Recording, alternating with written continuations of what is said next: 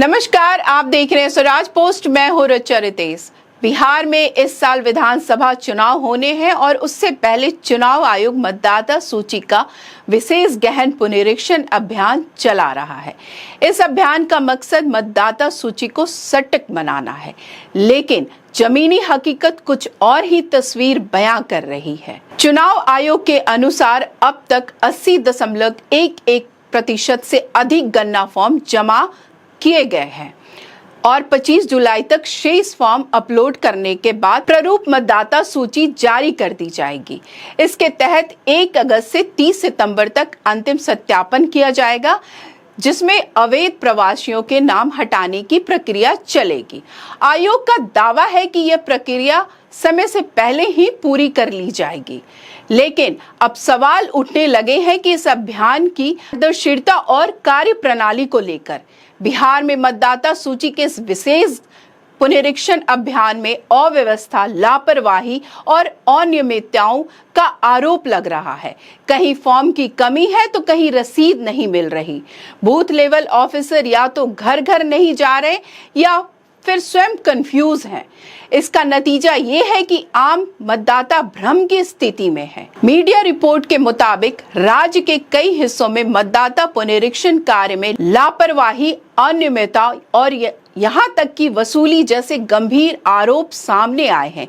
कहीं बीएलओ सरकारी भवन या पेड़ों के नीचे बैठे दिखाई दिए, तो कहीं मतदाताओं को यह तक नहीं बताया गया कि फॉर्म कैसे भरना है और कौन से दस्तावेज देने हैं और रसीद कहाँ मिलेगी।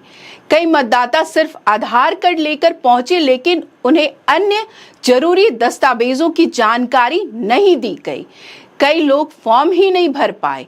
कुछ बीएलओ अधूरे फॉर्म भी जमा कर रहे हैं, जिससे प्रक्रिया पर सवाल खड़े हो रहे हैं।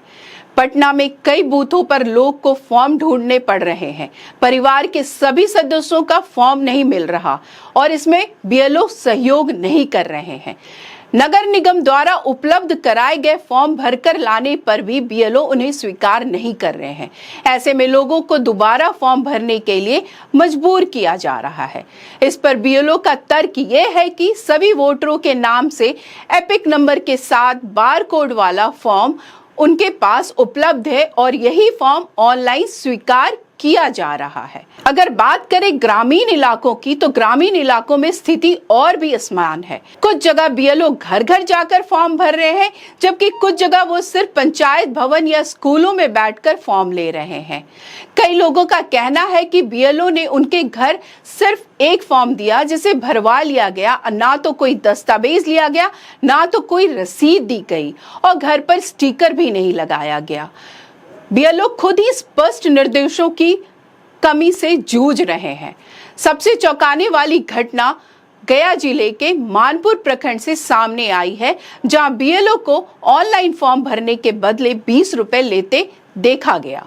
विरोध के बाद पैसे तो वापस कर दिए गए, लेकिन इससे पूरे सिस्टम पर सवाल खड़े हो गए हैं। तो अब सवाल यह उठता है, जहां एक और चुनाव आयोग अवैध प्रवासियों की पहचान और पारदर्शिता की बात कर रहा है, वहीं मतदाता सूची में नाम जोड़ने की मूलभूत प्रक्रिया ही सवाल के घेरे में है। क्या ऐसी लापरवाही और अव्यवस्था में निष्पक्ष और पारदर्शी चुनाव की उम्मीद की जा सकती है? तो आज के इस वीडियो में बस इतना ही। आगे की खबरों के लिए देखते रहे स्वराज पोस्ट। अगर आप यूट्यूब पे देख रहे हैं तो हमारा चैनल सब्सक्राइब करें, फेसबुक पे देख रहे हैं तो पेज फॉलो करें। धन्यवाद।